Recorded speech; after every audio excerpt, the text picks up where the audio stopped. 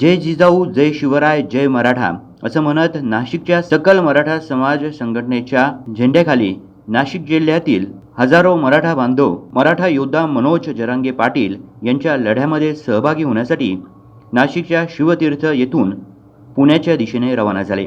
नाशिक सिन्नर मार्गे हजारो मराठा बांधव हे पुण्याला निघाले आहेत। यात वेगवेगळ्या पक्षाचे आजी माजी नगरसेवक, जिल्हा परिषद सदस्य, पंचायत समिती सदस्य व सकल मराठा समाज बांधव सहभागी झाले आहेत।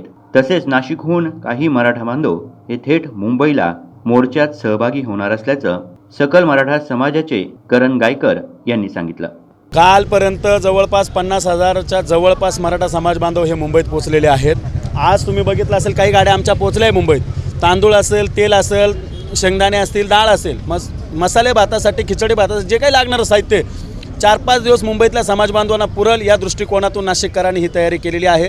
हजारो समाज बांधव आज पुण्याकडे पिंपरी चिंचवड या ठिकाणी जरांगे पाटलांच्या त्या रॅलीमध्ये आम्ही सर्व सहभागी होणार आहोत। राज्य सरकारला आमची विनंती आहे, राज्याच्या मुख्यमंत्र्यांनी आता इकडं तिकडं टोमणे न मारता, फेब्रुवारी न सांगता मराठा समाजाला संविधानिक पद्धतीनं 50%च्या आत जी जरांगे पाटलांची मागी आहे, कुणबीतून ओबीसीतून आम्हाला आरक्षण पाहिजे, सरसगट कुणबीचे दाखले पाहिजे, या निर्णयावर त्यांनी यावं। मराठे जर मुंबईत घुसले तर मराठ्यांच्या बापाची मुंबई त्यांना कोणी बाहेर काढू शकत नाही आणि शासनानं दादागिरी करण्यापेक्षा, धमक्या देण्यापेक्षा मराठ्यांचे प्रश्न सोडवावे ही विनंती आज नाशिकमधून हजारो समाज बांधव हे पुण्याकडे रवाना होत आहे आणि यापेक्षाही जास्त 2 दिवसात लोक मुंबईच्या दिशेने येतील याचंही सगळं नियोजन आमचं झालेलं आहे। जोपर्यंत मराठा समाजाला आरक्षण मिळत नाही तोपर्यंत हा लढा सुरूच राहणार असल्याचं सकल मराठा समाजानं म्हटलंय।